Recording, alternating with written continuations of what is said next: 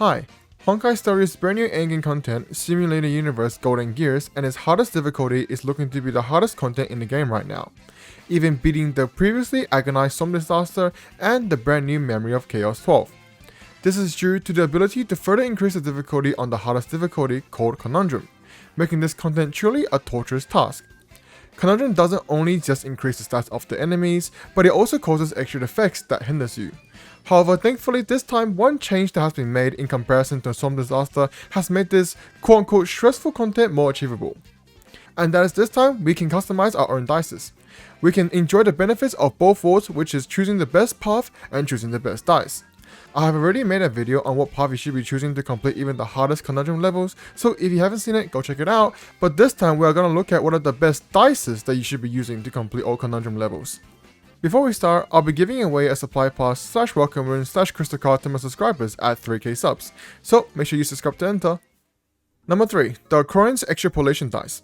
The general idea of this dice is very simple. You're looking to basically go through occurrence and reward domains only, ideally reward domains. If you just stack dice faces that allow you to copy reward domains across the board and then stack up on them, there's a good chance you get everything you need. The passive effect also triggers on occurrence domains too, so even if there is a long distance between two reward domains, chances are there probably will be a lot of occurrence domains, or even all of them are occurrence domains on the way to the next reward domain, making this one of the fastest passive effect stacking dice in this game mode.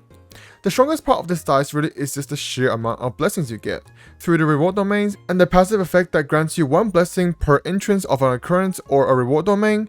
Like I said, it is a pretty simple and a pretty self-explanatory dice that just gets the job done. It doesn't do anything special, but it'll mostly allow you to get all the blessings you need, which makes this quite a comfy dice to choose, but this dice isn't the best at keeping you below the planar disarray, so do keep that in mind. Number 2. The Countdown Dice. This is basically just the abundance dice from Some Disaster. However, this time we get to traverse through knowledge domains, which is basically the same thing as mercy for this dice. They just use this word to basically avoid naming every single dice passive effect. Essentially what you want to do with this dice is just use the dice faces that add knowledge to domains and that only traverse through domains with knowledge. And going into a domain with knowledge instead increases your countdown by 1 instead of decreasing it by 1. Hence the name, the Countdown Dice. This is practically the exact same dice as the abundance dice in Some Disaster, and is one of the best dice due to one single reason. Since it allows you to basically traverse through every single domain within each plane, granted you apply mercy or knowledge in this case to each domain, so you end up getting so much blessings that you just get carried by it regardless what your team or path is. But this time it is even more broken. You see, the actual abundance path and the abundance path effect in Some Disaster or even Golden Gears is not really that good, especially on the higher difficulties. It increases the healing bonus of your team, but the enemies are just straight up one-shotting you, so you don't even get the chance to heal.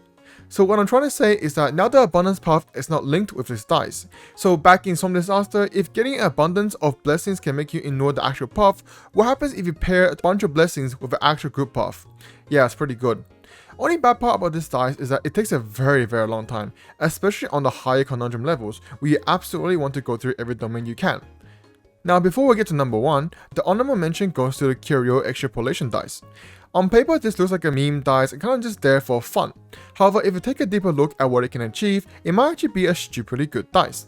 The reason I'm saying this is because getting Curios in Golden Gears is not hard at all. In fact, in Auxiliary Conundrum 5, you are forced to get 1 every new plane, and you can get 2 in the very beginning of the run. Now, do note that the dice effect does not care if it's a positive or negative curio. So what actually ends up happening is that you just get an unholy amount of curios and cosmic fragments, while also increasing your passive effects by a lot too. Now, a few good curios are nice to have. They help you out a little bit on runs, but usually don't help too much except a few. But in this dice, you get a lot of curios, and if you're lucky, most of them are good. And if a few good curios can help you a reasonable amount in a run, think how much it can help you if you have a bunch of good curios. Now the reason this dice is in the honorable mention slot is that this dice is very luck reliant. You can just get a bad curio and your whole run might just get ruined, and that is just not a good feeling. However, what is a good feeling is number 1, the Pursuit Dice. This is the dice to use for clearing the Conundrum levels.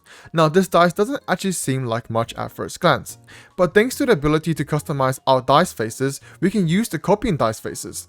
So what ends up happening is that we can just copy reward domains all over the board and then only go through them without too much care on the countdown, since we are literally jumping across the board. Now of course, 2 things. You don't always have to go through rewards domains, that is just the most obvious one. If you need more blessings of a lower rarity, then maybe going through a couple of combat domains will be better or such, and we can't completely ignore the countdown either, because as the dice does expand both the first and third plane, so if you're not jumping, you're gonna be in deep planar disarray. And let me tell you something, planar disarray in Golden Gears is no joke. It makes some disaster look like an easy game mode. But back to the topic. What really makes this dice super good is how consistent you can get all the blessings, as well you're just basically going through a bunch of reward domains. However, just jumping in reward domains might not always work, so as I said, you can always choose another type of domain to jump across. Which is what makes this dice super strong, because in reality, if you could choose every single domain in a run, it would just be a bunch of rewards with maybe an adventure and a combat sprinkled here and there. So this dice just allows you to do that, just in a bit of a roundabout way.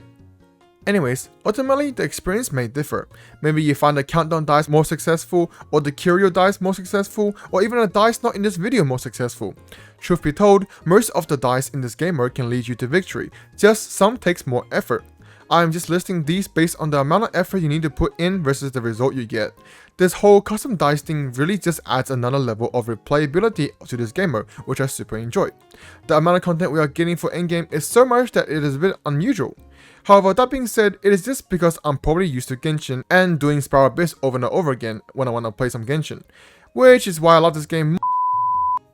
By the way, as a quick side note, just recently there has been a discovery on how to guarantee get the 2 runmate occurrences every single run. For those that do not know, the runmate occurrence basically wins the entire run for you, even at Conundrum level 12 and deep into planar disarray. The logic behind this bug or exploit or maybe even intended game design is within the occurrence abnormal domains, as there are a total of 17 different occurrences that can appear within the abnormal occurrence domains. So once you interacted with all 17 of them, the runmate ones will pop up, guaranteed, which is what we are looking for. So grab your copying dice faces and beacon adding dice faces so you can add the beacon that times 2 every single abnormal occurrence you can get so that you can grab those 2 runmate occurrences for a free win. No one knows how long this is gonna exist until it gets patched, so abuse it while it can. As of this video's upload date, this bug still works, so good luck. Anyways, if you enjoyed the video, feel free to subscribe as you also join a giveaway. Thanks for watching, I'll see you all next time. Bye bye!